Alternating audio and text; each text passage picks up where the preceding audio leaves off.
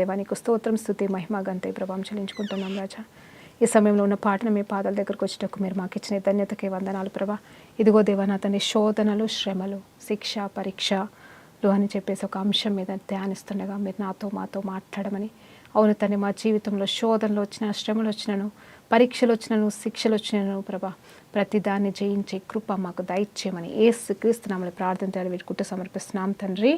ఆమేన్. Praise lord అండి. దేవునికి మహిమ కలుగును గాక. ఈరోజు దేవుడు మనతో మాట్లాడుతున్న ఈ చక్కటి మాటని బట్టి ఆలోచన చేద్దామా? ఏమని అంటున్నాడు దేవుడు, ఏమని మాట్లాడుతున్నాడు? శ్రమలు వస్తాయి, శోధనలు వస్తాయి, శిక్షలు వస్తాయి, పరీక్షలు కూడా వస్తాయి. హల్లెలూయా. హెబ్రీ రాసిన పత్రిక 12వ అధ్యాయంలో, అలాగే యాకోబు రాసిన మొదటి పత్రిక 2-3 వచనాలు మనం ధ్యానించినప్పుడు అక్కడంతా కూడా ఎట్లా దేవుడు పరీక్ష అంటే శిక్షణ ఇస్తాడు.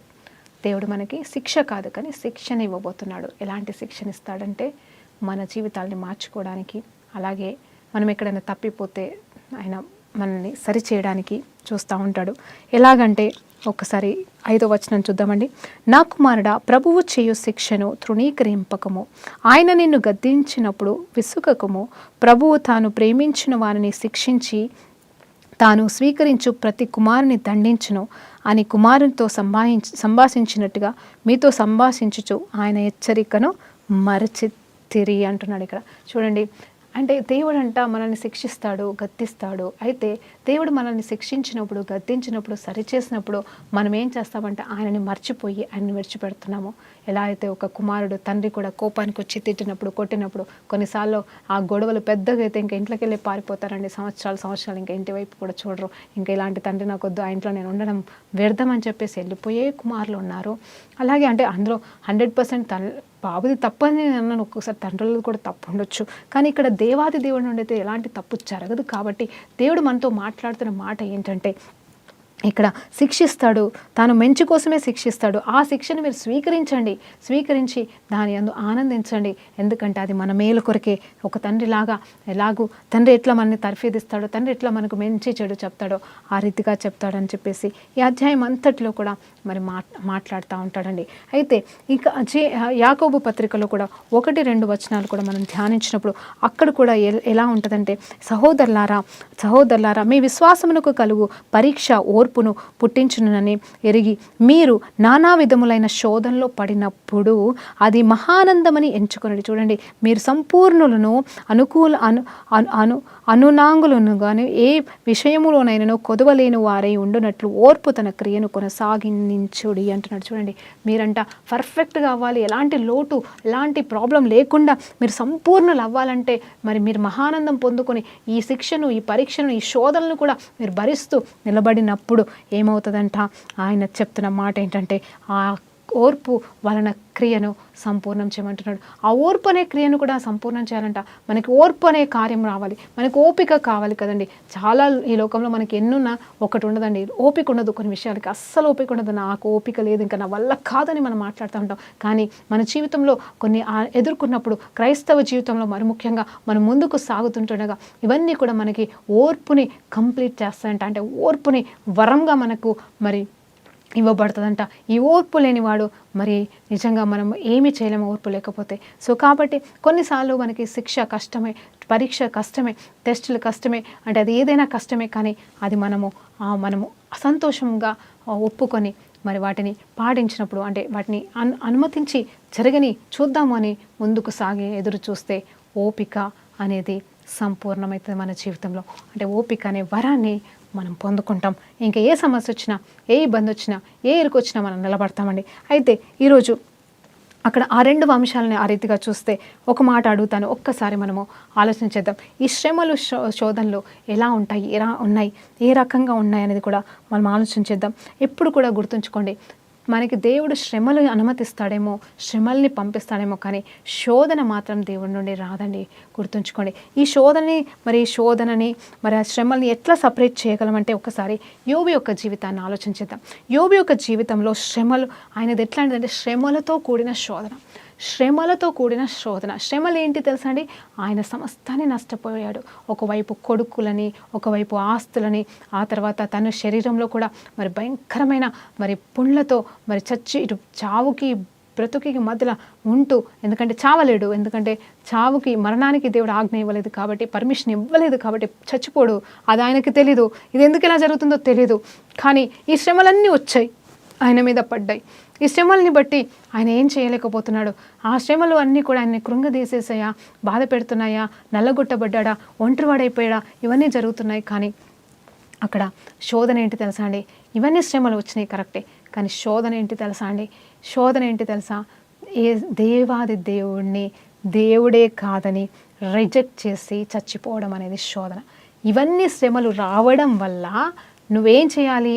ఆ యోబు గారు ఏం చేయాలి? ఏమవ్వాలని ఇప్పుడు సాతాను సవాల్ ఇస్తుంది. అక్కడ దేవునితో పోరాటం ఏంటి? వాళ్ళిద్దరి మధ్యలో ఛాలెంజ్ ఏంటంటే, నువ్వు శ్రమలు అనుమతించు, నువ్వు శ్రమలు అతనికి వస్తే అప్పుడు నిన్ను కాదంటాడు అనేది శోధన. అంటే దేవుణ్ణి విడిచిపెట్టడమే శోధన, దేవుణ్ణి కాదనుకోవడమే ఇక్కడ శోధన. మరి కానీ ఈ శోధనని మాత్రం మరి యోబు గారు అంటే దాన్ని గెలవనివ్వలేదు. అంటే ఈయన శోధనని జయించేశాడు, శోధనని ఓడిపోయింది. దేవుడు కాదు అని చెప్పేలాగా ఆ శోధన వచ్చినను, కానీ ఆ శ్రమలు, ఆ శోధనలు ఇతన్ని ఏం చేసినాయంటే ఏమీ చేయలేకపోయినాయి. దేవుడుగా మహిమపరచబడ్డాడు, యోబు గారు జయించారు. అందుని బట్టి దేవునికి మహిమ కలుగును గాక. ఇక్కడ శ్రమలు, శోధనలు రెండు వచ్చాయండి. అలాగే ఒక్కసారి మరి ఇంకొక మాట, సంసోను జీవితానికి చూస్తే ఆయనకు వచ్చిన ఎన్ని శోధనలే అండి. ఆయనకు వచ్చిన శ్రమలు కాదు, ఆయనకేం సమస్యలు లేవు. అందరూ ఆయనను చూసి భయపడ్డమే. ఆయనకి బీభత్సమైన అభిషేకం ఉంది. సింహాలని సైతం మరి ముక్కలు చేస్తున్నాడు, ఎలుగుబంట్లను ముక్కలు చేస్తున్నాడు. ఆయన ఏం చేస్తున్నాడంటే ఆయన బలము చేత, ఆత్మచేత నింపబడి, అవునండి ప్రతిదీ కూడా పరిశుద్ధాత్మచేత నింపబడినప్పుడే అవన్నీ చేయగలుగుతున్నాడు. ఆత్మచేత ప్రేరేపించబడినప్పుడే ఆయన తను ఒక స్త్రీని అంటే అన్యురాల్ని పెళ్లి చేసుకోవాల్సిన పరిస్థితి వచ్చింది. అది కూడా దేవుడే అనుమతించాడు. కానీ అది పరీక్ష కాదు, అది శోధన కాదు, అది శ్రమ కానే కాదు, దేవుడు అనుమతించాడు కాబట్టి. కానీ అన్ని అనుకూలంగానే వెళ్ళిపోతున్నాయి ఆయన జీవితంలో. కానీ శోధన వచ్చింది, ఆయన సొంతంగా తెచ్చుకున్న శోధన వచ్చింది. ఏంటంటే తను ఒక వ్యభిచారి దగ్గరికి వెళ్ళడం అనేది ఆయన సొంతంగా తెచ్చుకున్నాడు. ఆయన శరీరంలో ఉన్న మరి కామంని బట్టో లేకపోతే ఎందుకో తెలియదు, కానీ ఆయన ఆ పరిశుద్ధాత్ముడు నాలో ఉన్నాడని మరి ఎవరినో ఒకరిని పెళ్లి చేసుకుని హ్యాపీగా ఉండాల్సిన వ్యక్తి. ఓకే, కానీ ఆయన ఏం చేశాడంటే మరి ఒక వ్యభిచారి దగ్గరికి వెళ్ళాల్సి వచ్చింది. వెళ్ళినవాడు వెళ్ళినట్టు పని చూసుకొని వస్తే సరిపోయేది, కానీ తన రహస్యాలు చెప్పడం మొదలుపెట్టాడు. ఒక భార్యలాగా తను అత్తుకోవడం మొదలుపెట్టాడు. అంత మాత్రమే కాదు, ఆమె అంత విసిగిస్తుంది, వేసారేటట్టుగా చేస్తుంది. నీ బలం ఎక్కడుందో చెప్పు, నీ శక్తి ఎక్కడుందో చెప్పు, నీ అభిషేకం ఎట్లా పోతుందో చెప్పు, నిన్ను ఎట్లా జయించాలో చెప్పు అని 1కి 4 సార్లు అతను ఏదో ఒకటి చెప్పిన సరే నువ్వు అబద్ధం చెప్పావని తను విసిగిస్తున్నా కూడా, అవునా అబద్ధం చెప్తే ఇలా చేసింది కదా, ఇలా ఎందుకు చేసింది, అహో అబద్ధం చెప్తే అది చేసింది అని చెప్పేసి అక్కడ ఏం చేయాలి? జ్ఞానంతో ఆయన నేను చెప్పితే నువ్వు దాన్ని పట్టుకొని నన్ను నాశనం చేయాలని చూస్తున్నావు. జ్ఞానము కూడా మరి ఇక్కడ ఈ సంసోనికి రాలే. ఆ గుడ్డితనంలో, ఆ వ్యభిచారం అనే పాపంలో కూరుకుపోయి ఆయన జరుగుతున్న దాన్ని కూడా గ్రహించలేకపోయాడు. ఆయనకు వచ్చింది శోధన. ఆ శోధనని జయించలేకపోయాడు. శోధన మహాశోధనగా మారిపోయి చివరికి శ్రమల పాలైపోయాడు. శ్రమ ఎక్కడ వచ్చిందంటే గుడ్డితనం వల్ల వచ్చింది. ఈ శ్రమని జయించలేడు, ఇంకా ఈ గుడ్డితనం అనే దాన్ని తను జయించలేడు. కానీ అక్కడ శోధన జయించగలిగే శక్తి తనకు ఉండింది. ఒక్కసారి ఆమె ఇలా చేసింది కదా, రహస్యం చెప్పంగానే నన్ను మోసం చేసి వాళ్ళకి అప్పచెప్పబోయింది అని గ్రహించిన వ్యక్తిగా ఉండకుండా మరలా అబద్ధం చెప్పాడు. ప్రతిసారి ఆమె ఏదో ఒకటి చేస్తుంది నాశనం చేయడానికి అని అర్థం చేసుకొని కూడా ఆమెకే లోబడి ఉన్న రహస్యాన్ని కూడా చెప్పేశాడు. తను శ్రమల పాలైపోయాడు. శోధన జయించలేక శ్రమల పాలైపోయిన సంసోను జీవితం ఎలా అయిపోయిందంటే వ్యర్థమైపోయిందండి. ఎప్పుడు ఒకటి గుర్తుంచుకోండి, మనకొచ్చే శ్రమల వల్ల నష్టం కలగదు. మళ్ళీ చెప్తున్నాను, మనకొచ్చే శ్రమల్ని బట్టి నష్టం కలగద్దు.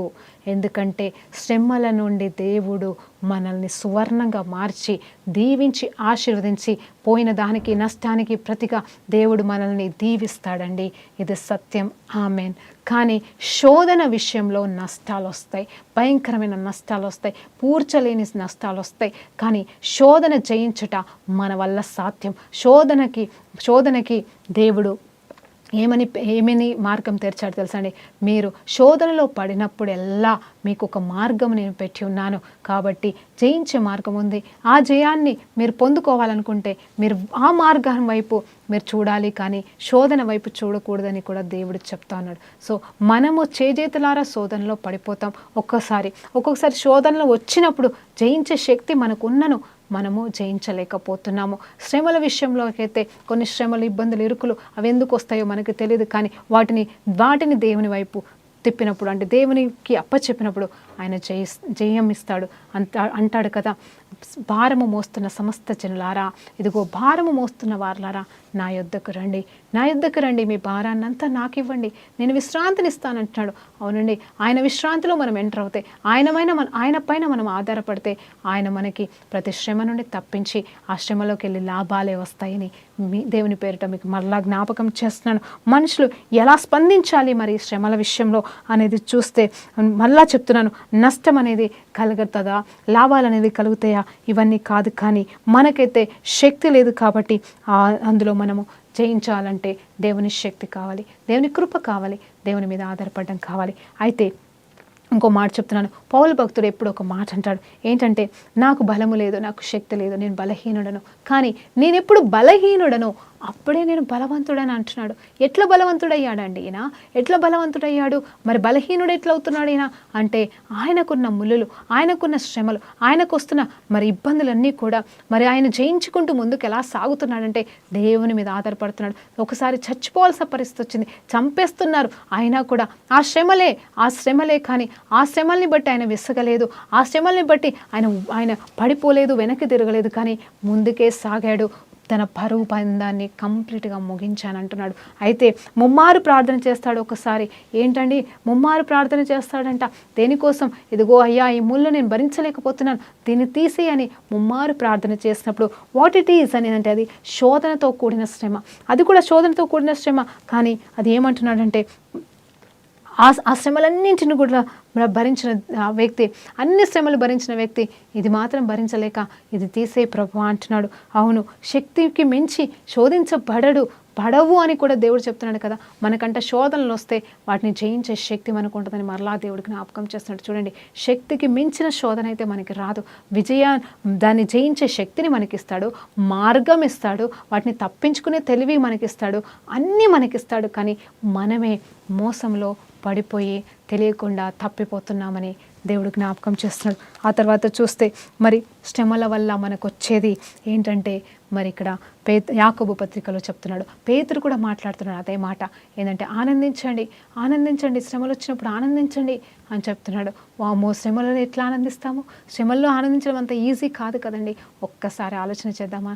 మొన్న ఒక రోజు దేని గురించి నేను ధ్యానిస్తుంటుండగా ఒకరోజు బయటకు చూస్తుంటే, అంటే నేను గుమ్మంలోకి వెళ్ళి బయట చూస్తున్నప్పుడు మరి అక్కడ వర్షం పడుతుందండి. వర్షం పడుతుంటే ఒకవైపు కోడిని చూస్తున్నాను, ఒకవైపు ఒక పందిని చూస్తున్నాను, ఒకవైపు దర్శనం కదండి, నిజంగానే చూస్తున్నాను. ఒకవైపు మరి ఏంటంటే ఈ దున్నపోతులు, బర్రెలు ఉంటాయి కదండి, వాటిని చూస్తున్నాను. మరి వీటన్నిటి ఒకవైపు ఏమో ఒక మేకల గుంపు పోతూ ఉంది. నేను ఇవన్నీ చూస్తున్నాను. వర్షం పడుతుంది, అవన్నీ తడుచుకుంటూ పోతున్నాయండి. అన్నీ వర్షం పడుతున్నప్పుడే ఇవన్నీ నేను చూసాను. ఒక దగ్గర ఒకటి అట్లా చూస్తాను, ఒకవైపు అన్నీ ఒక దగ్గరే ఉన్నాయి. అలా నేను చూసినప్పుడు వర్షం పడితే మనం రోడ్డు మీద నిలబడం 100%, ఎక్కడ నీడుంటే అక్కడ పరిగెడతాం, మనం తడవడానికి ఇష్టపడం. తర్వాత చలి పెడితే ఇదిగో బట్టలు వేసుకుంటాం, స్వెటర్ల మీద స్వెటర్లు వేసుకుంటాం, ఇంకా కావాలంటే మంటకి కాచుకుంటాం. చలి ఎక్కువైపోతే మనం భరించలేం. మనకి నీడలు ఉన్నాయి, మనకి గృహాలు ఉన్నాయి, మనకి బట్టలు ఉన్నాయి, మనకి వస్త్రాలు ఉన్నాయి, అంటే మనకి అన్ని రకాలుగా వాటికి అదే చలి మనకే చలి ఉందో వాటికి అదే చలి ఉంది, వాటికే వర్షం ఉందో అదే వర్షం మన మీద పడుతుంది. కానీ మనకి దేవుడు ఇవన్నీ ఇచ్చాడు, మనుషులంగా ఆయన రూపంలో మనం చేస్తున్నాడు. కాబట్టి వాటికేమో దేవుడు ఏమీ ఇవ్వలేదండి. మరి దేవుడు అన్యాయస్తుడా? మూగ జంతువులకు కదండి, పాపం కదండి అని మనం ఆలోచన చేస్తే దేవుడు అన్యాయస్తుడు అనుకుంటామా? కాదండి. ఆ కోడి సంతోషంగా వర్షంలో ఉంది, ఇవి సంతోషంగా నడుచుకుంటూ పోతున్నాయి తడుస్తూ, అవి సంతోషంగా ఉంది అక్కడ. ఇవన్నీ కూడా సంతోషంగా, అంటే వాటికి ఏం బాధ బందే లేదు, అయ్యో అని మూలగట్లేదు అక్కడ, అయ్యో చలి అని వనకట్లేదు, నడుస్తున్నవి ఆడుతున్నాయి, నడుస్తున్నాయి, ఉండే దగ్గర ఉన్నాయి, అవేమీ దిగులు పడట్లా, అవే కూడా బాధపడట్లా. నిజం చెప్పాలంటే అత్యధికమైన చలి పెరిగితే అవి కూడా తట్టుకోలేవంట. కానీ నేనేమంటున్నానంటే వాటికైతే ఏమీ లేదు. కానీ ఆ శరీరానికి దేవుడు బట్టలు నీడ ఇవ్వలేదు. కానీ వాటికి దేవుడు ఆ శ్రమని, అదే వాటికి శ్రమ అండి. వాటికి ఇంకా వేరే శ్రమలు ఏమున్నాయో మనకు తెలియదు కదా. మాటలు రాని వాటికి ఏం శ్రమలు ఉంటాయో మనకి తెలియదు. కానీ వాటికి ఉండొచ్చు, వాటికి ఏం శ్రమలు ఉంటాయో, వాటికి ఏ బాధలు ఉంటాయో, వాటికి ఇవే శ్రమలు. ఈ శ్రమలు భరించే శక్తిని ఆ శరీరంలో దేవుడు పెట్టి ఉన్నాడు. హల్లెలూయా, దేవునికి మహిమ కలుగును గాక. సృష్టి అంట దేవుణ్ణి పూజిస్తుందంట, దేవుణ్ణి కొనియాడుతుందంట. సృష్టికర్తని మరి అవి దేవునికి మహిమ కలుగును గాక. సృష్టి ఏమో మనం పూజిస్తున్నాం, సృష్టి ఏమో దేవుని పూజిస్తుంది. చూడండి, కానీ ఇక్కడ జరుగుతుంది ఏంటంటే మనకైతే ఆ బాధ లేకుండా దేవుడు ఇన్ని చేస్తూ ఉన్నాడు, వాటికి అలా చేస్తున్నాడు. ఇప్పుడు నేనేమంటున్నానంటే మనకి కూడా వచ్చేవి శ్రమలు, మనుషుల వల్ల, సమస్యల వల్ల, ఇబ్బందుల వల్ల, ఇరుకుల వల్ల వచ్చే శ్రమలు, శోధనలు జయించే శక్తిని దేవుడు మనకిచ్చి ఉన్నాడు.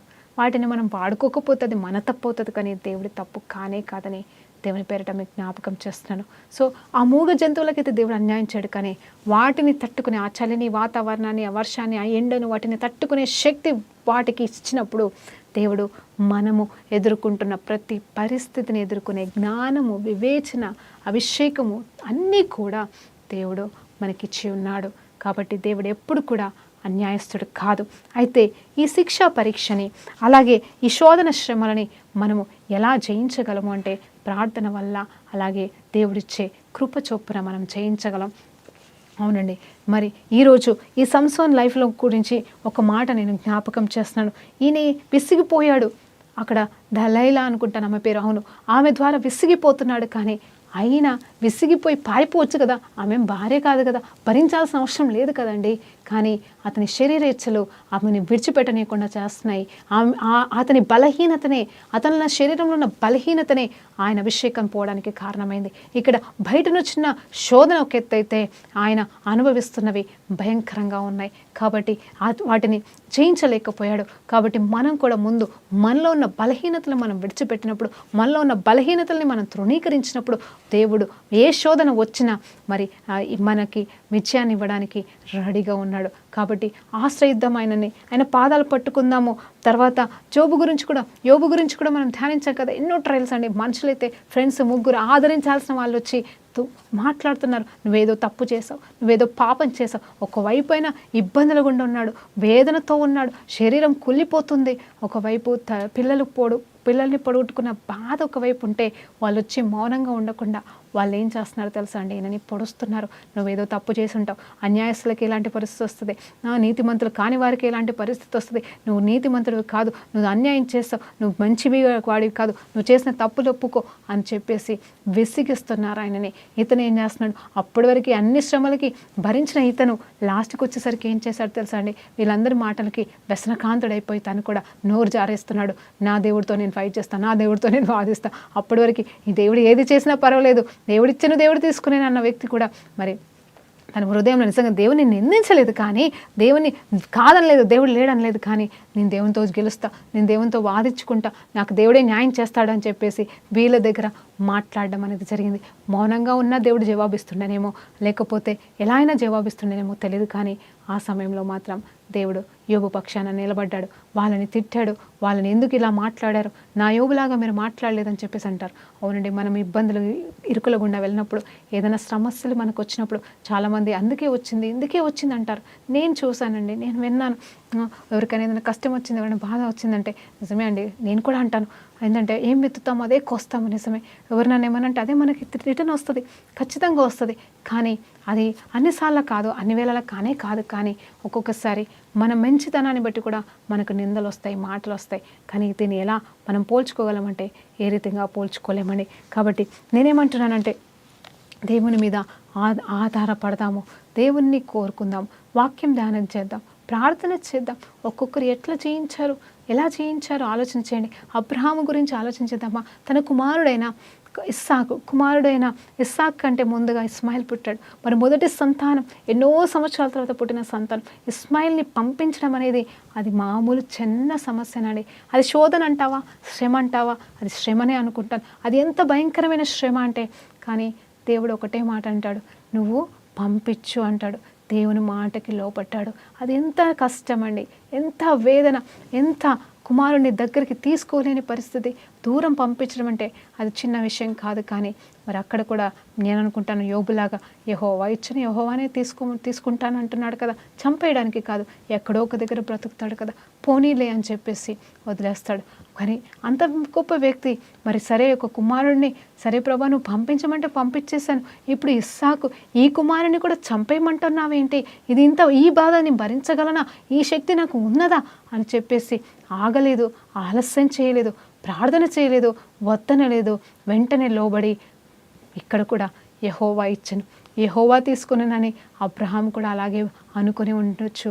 మరి ఆ కుమారుణ్ణి మరి బలి అర్పణకి సిద్ధపరిచేశాడు. వెంటనే దేవాది దేవుడు చివరి క్షణంలో, అవునండి చివరి క్షణంలో ఇప్పుడు వస్తాడా దేవుడు, ఇప్పుడు వస్తాడేమో దేవుడు అనుకుంటూ వెనక్కి తిరిగి చూడలే. ఇప్పుడు మనలాగా మనం అలాగే చేస్తాం కదా, ఏదైనా పని చేస్తున్నప్పుడు ఏదైనా ఏమో ఇప్పుడు దేవుడు కార్యం చేస్తాడేమో అని చూస్తూ ఉంటాం. విశ్వాసం మనకి ఉండదు, అయినా సరే వెనుదిరుగుతాం. వీళ్ళ ద్వారా సహాయం వస్తుందా, వాళ్ళ ద్వారా సహాయం వస్తుందా అని ఒకవైపు ప్రార్థన చేస్తుంటే మనుషుల వైపు చూస్తూ ఉంటాం. అక్కడ అబ్రహాము కూడా ఏమీ అటు ఇటు చూడలేదు, అమ్మో దేవుడు ఆపుతాడేమో, లేకపోతే తప్పిద్దామా, ఎట్లా ఇది అని ఆలోచించలేదు. కానీ దేవుడు ఏం చెప్పాడో అది చేసుకుంటూ ముందుకెళ్ళిపోతూనే ఉన్నాడు, ఆలస్యం చేయకెళ్ళిపోయాడు. ఆ తర్వాత కత్తిని లేపగానే అబ్రహామా అబ్రహామా ఇంకా నువ్వు మరి ఆ బిడ్డని ముట్టవద్దు అని చెప్పేసి ఆ వాగ్దానాన్ని నెరవేర్చాడు. ఇస్సాకుని తిరిగి తనకిచ్చి ఎంతో గొప్ప దేవుని ఆశీర్వాదానికి కర్తగా అబ్రహాముని ఇస్సాకుని మార్చాడండి. అబ్రహాముతో చేసిన నిబంధన ఇస్సాకుతో స్థిరపరచబడింది, ఇస్సాకుతో చేసిన నిబంధన యాకోబుతో స్థిరపరచబడి ఈ రోజు వరకు మనము ఇస్సాకు అబ్రహాము యాకోబుల దేవుడిని మన దేవుడిగా మనము నిలబడుతున్నామంటే ఆ టైంలో అబ్రహాము గారు నిలబడ్డ శ్రమల్ని మరి ఆ శ్రమల్లో ఆయనకి జీవం ఉందని, ఆ శ్రమల్లో ఆయనకి విజయం ఉందని, ఆ శ్రమల వల్ల ఆనందం ఉందని మరి ఆయన గ్రహించగలిగాడు. అవునండి, మొట్టమొదట దినాల్లో అలా లేకపోవచ్చు, రాను రాను రాను రాను ఆ రీతిగా ఎంతటి శ్రమనైనా ఆనందంగా ఎదుర్కొన్నాడు, ఆనందంగా మరి దేవుని దగ్గర నుండి ఫలాన్ని కూడా పొందుకున్నాడు. ఇప్పుడు మనం కూడా ఎదుగుతూ ఉంటుండగా, దేవునిలో ఎదుగుతూ ఉంటుండగా శ్రమలు పెరుగుతాయి, అగ్నిలు పెరుగుతాయి. షద్రక్ మేషక్ అబేద్నెగోల గురించి మనకి తెలియదా అండి? షద్రక్ మేషక్ అబేద్నెగోలది వాళ్ళది శ్రమనా శోధననా అంటే అది శ్రమ మళ్ళీ శోధన రెండు కలిపి వస్తున్నాయి. అది కూడా సేమ్ ఇలాగే అగ్ని అనే శ్రమలో గుండా వెళ్ళాలి. శోధన ఏంటంటే దేవుణ్ణి విగ్రహారాధనని మొక్కాలి, విగ్రహారాధనకి మేము మొక్కము, ఆ శోధనని మాత్రం మేము గెలవనీయం, ఈ శ్రమైనా మేము అనుభవిస్తాం కానీ ఆ శోధనకి మాత్రం మేము చోటు ఇవ్వమని చెప్పేసి అగ్నిలోకి దిగిపోయారండి. అవునండి, శ్రమలని మనం తప్పించుకోలేమని మరలా జ్ఞాపకం చేస్తున్నాం, కానీ శోధనని మాత్రం మనం తప్పించుకోగలం, అది మన చేతుల్లోనే ఉందని మరలా మీకు జ్ఞాపకం చేస్తున్నాను. అప్పుడు దేవాది దేవుడు 4వ వ్యక్తిగా వచ్చాడు. ఆ శోధని తృణీకరించిన వీరిని విజయోత్సాహంలోకి నడిపించి దేవాది దేవుడు ఎంత గొప్ప దేవుడో ప్రపంచవ్యాప్తంగా ప్రచురము చేసే అంతగా మీరు ముగ్గురు సాక్షులయ్యారు, కారకులయ్యారు. అందుని బట్టి దేవునికి మహిమ కలుగును గాక. అలాగే మన జీవితంలో ఏమైనాను ఎంతైనాను మనము దేవుని వైపే చూద్దాం, మనుషుల వైపు చూడొద్దండి దయచేసి. మనుషుల నుండి వచ్చేది కొద్దిసేపే, మనుషుల వల్ల వచ్చేది కొద్ది కాలమే నిలుస్తుంది, అదే దేవుని నుండి వచ్చేది సదాకాలం ఉంటుందని మనకి తెలుసు కదా. యాకోబు మరి పత్రికల్లో కూడా ఎన్నో మాటలు మనం వినొచ్చు, నాలుకల గురించి మాట్లాడుతూ ఉంటాడు. తర్వాత యాకోబు అంటాడు రెండు నాలుకలు మీకు ఉండకూడదు అంటాడు, ద్విమనస్సు కూడా మీకు ఉండకూడదు అంటున్నాడు. అవును, ఒకవైపు దేవుడే చూసుకుంటాడులే అని మాట్లాడుతూ ఇంకొక వైపు ఏం చేస్తామంటే దేవుణ్ణే దూషిస్తూ ఉంటాం. ఎందుకు అనుమతిస్తున్నాడు, దేవునికి తెలియదా, దేవునికి అర్థం కావట్లేదా అని చెప్పేసి దూషణ మాటలు వస్తాయండి. నేను చాలాసార్లు వింటూ ఉంటాను ఈ మాటలు. తర్వాత ఏముందిలే ఆయనకు తెలుసు కదా, ఆయనే చూసుకుంటాడని మళ్ళీ అదే మాట, ఇదే నోట అదే మాట. ఈ రెండు మాటల మధ్యలో దేవుడికి ఇవ్వాలా వద్దని నేను అనుకుంటాను. అలాంటి వాళ్ళ ఆశీర్వాదం దగ్గర దాకా వచ్చి వీళ్ళు వెంటనే దేవుడు ఎక్కడున్నాడు, దేవుడు ఎక్కడ అనే లోపల మరి ఆశీర్వాదం వెనక్కిపోతాయేమో అనిపిస్తూ ఉంటుంది. మరి దేవుడు చూసుకుంటాడన్నప్పుడు ముందుకు వచ్చిన ఆశీర్వాదం ఎక్కడున్నాడు దేవుడు ఇంకెప్పుడు చేస్తాడనగానే మరి 2 అడుగులు ఎక్కడ వెనక్కిపోతాయేమో దీవెనలు అనిపిస్తుంది. అలా మనం ఉండకూడదని ఒకటే మాట. అందుకే ద్విమనస్సులు ఆయనకి ఇష్టం లేదు. ద్విమనస్సులు అనేది దేవుని నుండి కానే కాదు, దేవుని నుండి కానిది ఏది కూడా మనకు అక్కర్లేదని మరొక్కసారి మీకు జ్ఞాపకం చేస్తున్నాను. ఈ శ్రమల గుండా మరి పరీక్షల గుండా ఈ శిక్షల గుండా మనం వెళ్తున్నప్పుడు మనల్ని రోషం గల క్రైస్తవులుగా కూడా మారుస్తుందండి. దేవునికి మహిమ అండి. నేను చాలాసార్లు ఎంతోమంది నన్ను అంటారు, ఏమి చూసుకొని నీకు ఆ ధైర్యం, నేమి చూసుకొని నీకు ఇంత ఏమీ లేదు నీకు అని చెప్పేసి చాలామంది నన్ను నిందిస్తూ ఉంటారు, ఇప్పటికీ అంటూ ఉంటారు. నేను ఒక్కటే అంటాను, నా వెనకాల ఎవరు లేకపోవచ్చు, నా ముందర ఎవరు లేకపోవచ్చు, నాలో ఉన్నవాడు ఈ లోకంలో ఉన్నవాడి గొప్పవాడు నాతో ఉన్నాడు. అంత మాత్రమే కాదు, నా బ్యాక్గ్రౌండ్, నాకు ఏ కులము మతము ఎవరు ఏ ఫ్యామిలీ అనేది కాదు, కానీ నాకు ఒక్కటే, నా బ్యాక్గ్రౌండ్ అంటే ఒకటే, నా దేవుడు, నా తండ్రి అయిన దేవుడు నాతో ఉన్నాడు. నన్ను వివాహం చేసుకున్న యేసుప్రభు నాకు భర్తగా ఉన్నాడు. నా స్నేహితుడు, నా ప్రాణ స్నేహితుడు, నా పరిశుద్ధాత్మ దేవుడు నాకు తోడుగా ఉన్నాడు. వీళ్ళు ముగ్గురు నాకు తోడుగా ఉండగా నాకు ఇంకా భయం లేదు. ఏ శ్రమ నన్ను ఏమి చేయలేదు, ఏ శోధన నన్ను ముంచలేదు. నాకు శోధనలు రాలేదని నేను అనండి, నేను శ్రమల్లో లేనని నేను చెప్పను, కానీ అవి నన్ను ఏమీ చేయలేవనే ఒక నిబ్బరంలోనికి రాగలిగాను అంటే కారణం ఏంటంటే ఆయన పైన నేను నిలబడి ఆధారపడిన విధానం అండి. ఆయన వైపు నేను చూసిన విధానం. అదేమీ నాకు ఒక్క రోజులో రాలేదు, 2 రోజులు రాలేదు. ఈరోజు ఇంతగా నేను మీతో మాట్లాడగలుగుతున్నాను. ఈ ధైర్యం ఎక్కడికి వెళ్ళి వచ్చిందంటే ఆయన కృపే.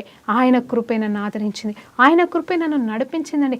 లేకపోతే ఎవరు లేని నేను, అంటే లేరని నేను అనట్లేదండి, నా రక్త సంబంధికులు అందరూ ఉన్నారు. ఎవరికి రక్షణ అనుభవం కూడా లేని పరిస్థితిలో ఉంటుండగా నేను ఒక్కదాన్ని రక్షణ పొందుకొని పరిగెడుతున్న ఈ కాలంలో దేవాది దేవుడు నాకు ఇచ్చిన గొప్ప దీవెన ఏంటంటే ఎంతోమందికి ఆశీర్వాదకరంగా ఉండే కృపనిచ్చాడు. అవును, మనకేమున్నది ముఖ్యం కాదు, మనమేమి ఇవ్వగలం అనేది ముఖ్యం అని దేవుడు చెప్పాడు. నాతో ఒక మాట అన్నాడు, ఇచ్చుట కంటే పుచ్చుకొనుట కంటే ఇచ్చుట మేలన్నాడు. ప్రభా, ఇచ్చడానికి నా దగ్గర ఏమీ లేదు, పుచ్చుకోవడానికి నా దగ్గర ఆసక్తి లేదు. ప్రభా, ఏమి ఇవ్వగలనంటే ఏముందో నీ దగ్గర అదే ఇవ్వమన్నాడు. అప్పుడు నేను అన్నాను, ప్రభా నువ్వు నాకు చూపిస్తే కానీ నేనేమి ఇవ్వలేను, నా దగ్గర ఏమీ లేదు ప్రభా అన్నప్పుడు ఒకానొక దినమున ఇలాగనే అండి, నిజం చెప్తున్నాను, నా శ్రమల గుండా వెళ్ళినప్పుడే, పరీక్షల గుండా వెళ్తున్నప్పుడు, భయంకరమైన పరిస్థితుల గుండా వెళ్తున్నప్పుడు అనుకోని రీతిగా ఒక రోజు ఒక కెమెరా ముందర నేను ఒక వాక్యం చెప్పాల్సిన పరిస్థితి వచ్చింది. అవునండి, అప్పుడు భయంకరమైన అగ్నిల గుండా వెళ్తున్నా, భయంకరమైన శ్రమలు, శోధన కూడా కాదండి, శోధనలు నేను ఎన్నోసార్లు జయించడానికి దేవుడు కృపనిచ్చాడు. శోధన నిజంగా ధైర్యంగా జయించాను, ఎందుకంటే సాతానుతో పోరాటం అనేది నాకు చాలా ఒక్కొక్కసారి ఎలా అవుతుందంటే వాడు గెలవకూడదు, వాడు నా జీవితంలో గెలవకూడదని నేను అనుకుంటాను. వాడు శోధన అనుమతిస్తున్నాడంటే వాడు గెలవకూడదు అని చెప్పేసి నేను పోరాటం చేస్తాను, గెలవడానికి ప్రయాసపడతాను. నా దేవుడు నన్ను గెలిపిస్తాడు, నా శక్తి వల్ల కాదు, కానీ దేవుడు సహాయం చేస్తాడు. కానీ శ్రమల గుండా వెళ్ళినప్పుడు నేను నిరీక్షణ కోల్పోలేదండి, నిస్సహాయ స్థితిలో పడిపోలేదు. కానీ దేవుని వైపు చూస్తూ నిలబడ్డప్పుడు ఒకానొక దినమున ఈ రీతిగానే ఒక వాక్య పరిచయం చేయడానికి అవకాశం వచ్చినప్పుడు నేను అనుకున్నాను, ప్రభా నాకు నోరే రాదు, నాకు నోరే తెరవబడలేదు, నాకు అసలు మాట్లాడడానికి రాదు ప్రభా అన్నప్పుడు నువ్వు తెరవమన్నాడు, నేను నింపుతానన్నాడు, నేను తెరిచాను. ఆయన అర్ధగంట సేపు ఆయన నా ద్వారా మాట్లాడించాడు ఒక కెమెరా ముందులండి. ఆ రోజు అది 2016లో జరిగిన సంఘటన. ఈ రోజు వరకు కూడా అలాగే కెమెరాల ముందర ఇన్ని సంవత్సరాలు వాక్యం చెప్పుకుంటూ వచ్చాను అంటే అది నాది కానే కాదు. శ్రమలలోకి వెళ్ళినప్పుడు, ఆ లోయలో నేను ఉన్నప్పుడే నాకు నిజమైన సంతోష వాతావరణంలోకి నడిపించాడు దేవుడు. ఆయన శ్రమల్లో నేను అనుభవించకపోతే నిజంగా నేను మరి ఇంత దూరం వచ్చేదని కాదేమో అనిపిస్తుంది ఒక్కొక్కసారి. ఏదేమైనా దేవునికి మహిమ. మరి ప్రార్థన చేసుకొని ముగించుకుందాం. పరిశుద్ర గొప్ప దేవా నీకు స్తోత్రమయ్య. నువ్వు మాకు ఇస్తున్న శిక్షను బట్టి వందనాలు, మాకు ఇస్తున్న పరీక్షను బట్టి నీకు వందనాలు, మాకు అనుమతిస్తున్న శోధన శ్రమలను బట్టి కూడా నీకు వందనాలు ప్రభా. ఏదేమైనా ప్రభా మేమందరం నీ స్వరూపంలో నీలాగా మార్చబడ్డానికే, నీ కొరకు సాక్షులుగా అవ్వడానికే, నీలాగా ప్రభానైనా తని ఎంతోమందిని మార్చడానికి అని ప్రభా మాకు నేర్పిస్తున్న తండ్రి నీకు వేలాది కోట్లాది వందనాలు తెలియజేసుకుంటూ యేసుక్రీస్తు నామములో ప్రార్థన అడిగి వేడుకుంటూ సమర్పిస్తున్నాం తండ్రి. ఆమేన్. ప్రైజ్ లార్డ్ అండి. దేవునికి మహిమ కలుగును గాక.